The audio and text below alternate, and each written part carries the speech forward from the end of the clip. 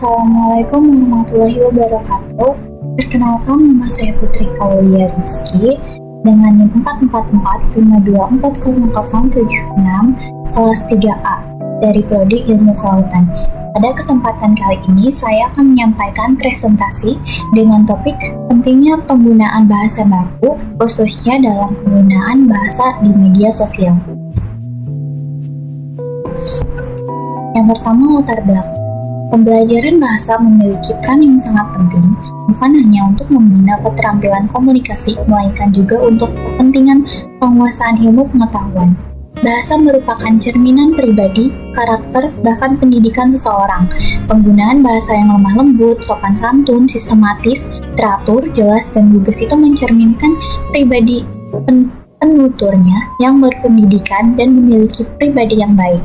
Sebaliknya, melalui penggunaan bahasa yang kasar, menghujat, mencaci maki, menghina, itu mencerminkan pribadi yang tidak berpendidikan dan tidak berbudi.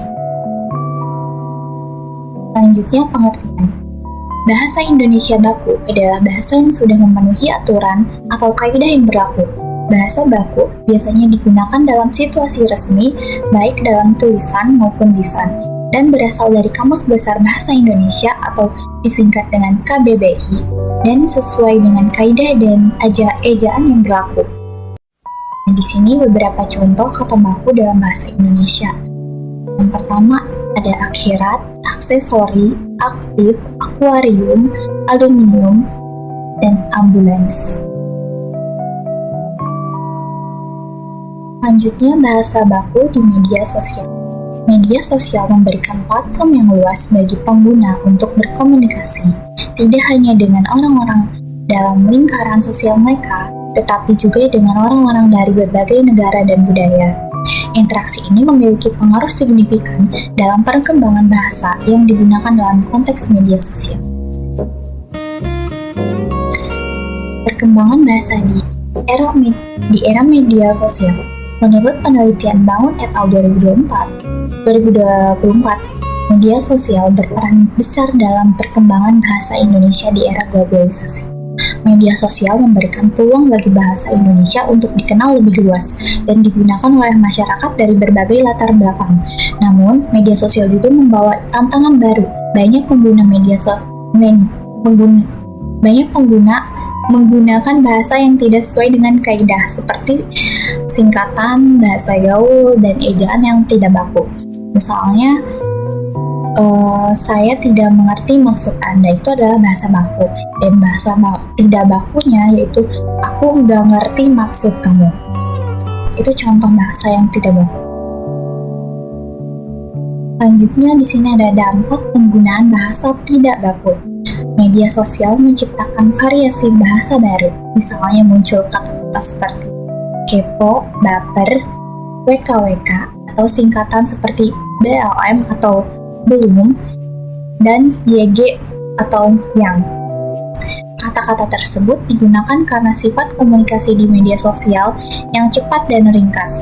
Namun, jika kebiasaan ini tidak diimbangi dengan kesadaran berbahasa, hal tersebut dapat menyebabkan penurunan kualitas bahasa Indonesia, sehingga menjadi terbiasa dengan bentuk bahasa yang salah, sehingga kurang memperhatikan kaidah penulisan dan ejaan yang benar.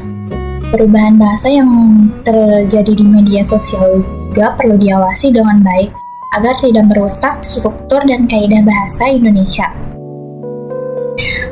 Bahasa adalah identitas bangsa, sehingga penggunaannya harus tetap dijaga bahkan di ruang digital sekalipun, menurut penelitian Bangun et al. 2024.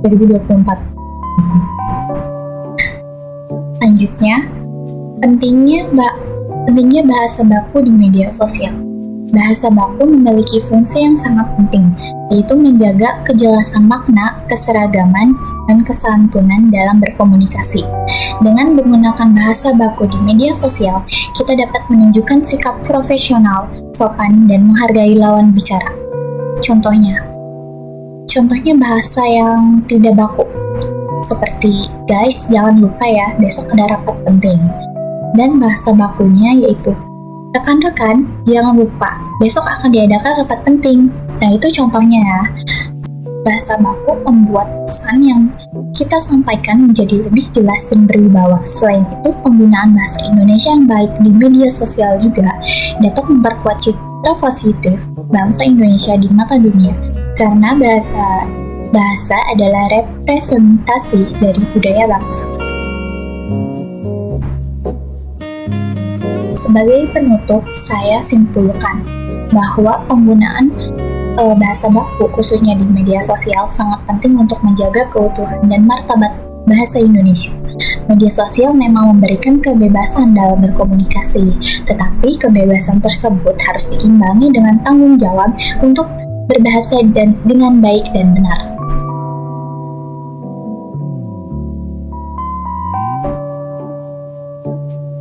Terima kasih. Sekian dari saya. Wassalamualaikum warahmatullahi wabarakatuh.